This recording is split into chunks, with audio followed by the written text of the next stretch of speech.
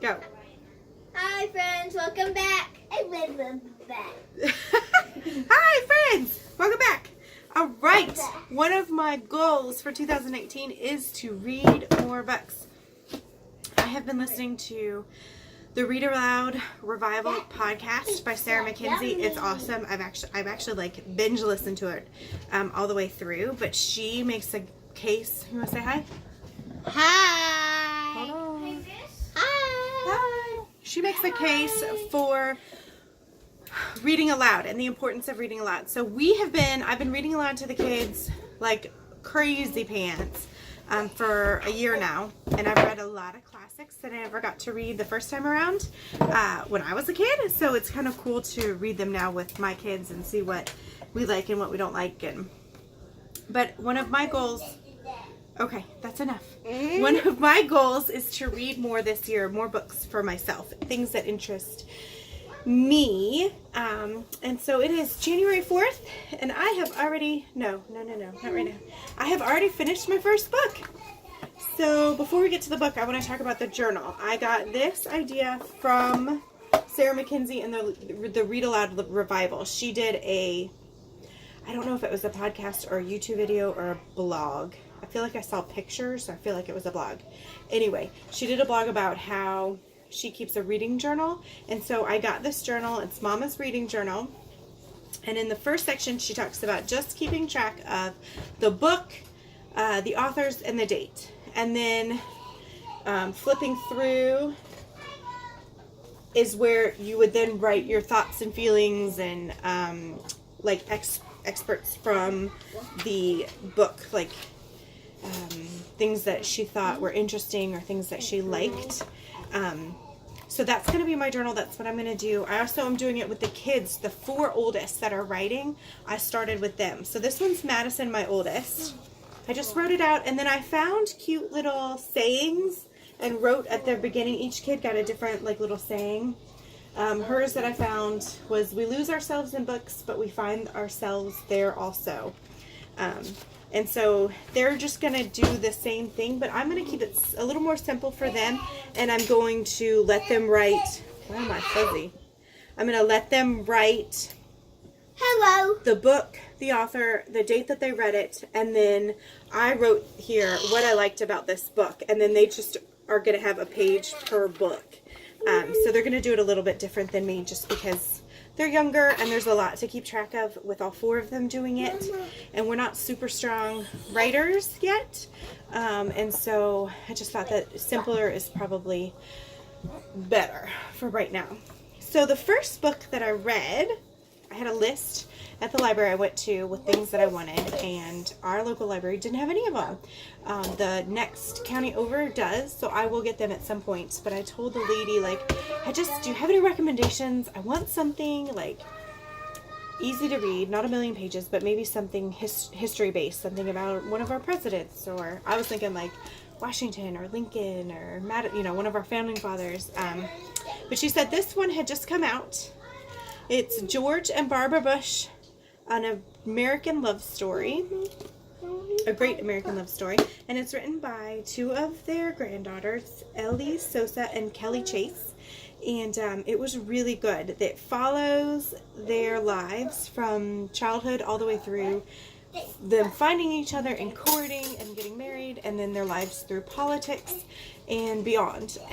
So it's really cool. Apparently George and Barbara kept extensive diaries as well as wrote a lot of letters to people. So there's actual pieces of the letter that they've like photocopied, which is kind of cool to see their own handwriting. Let me see if I can find one.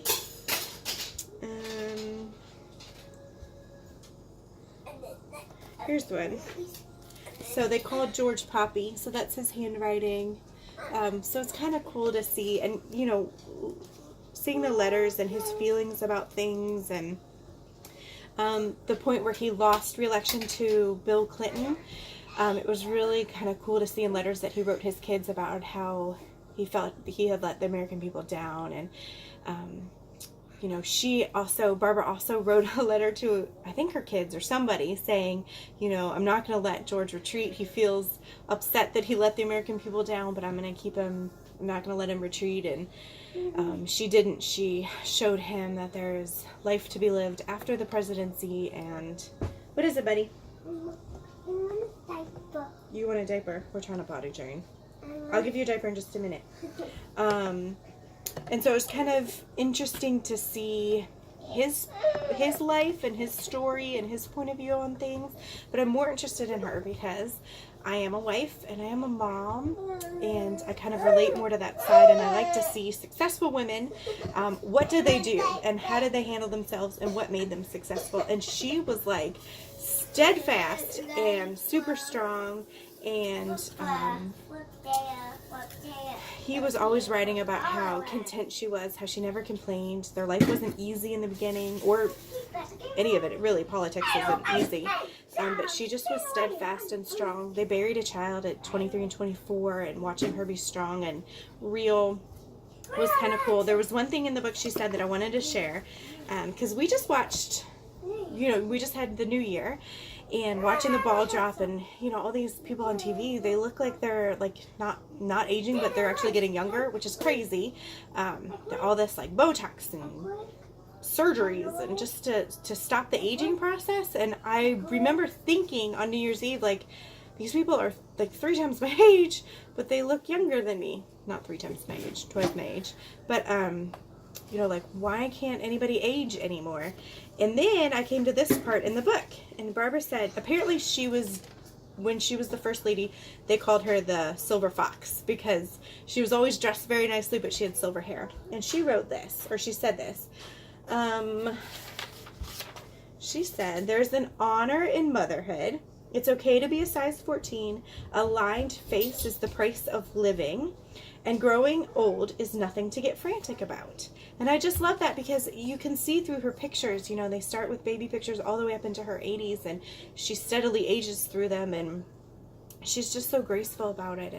And to hear her voice, that she realizes that she's getting older and she looks older, but that it's okay, and it's the price you pay for living and having a life, and a good life. And so it just was a really good book. It was a great read. It was a good one to start the year out with.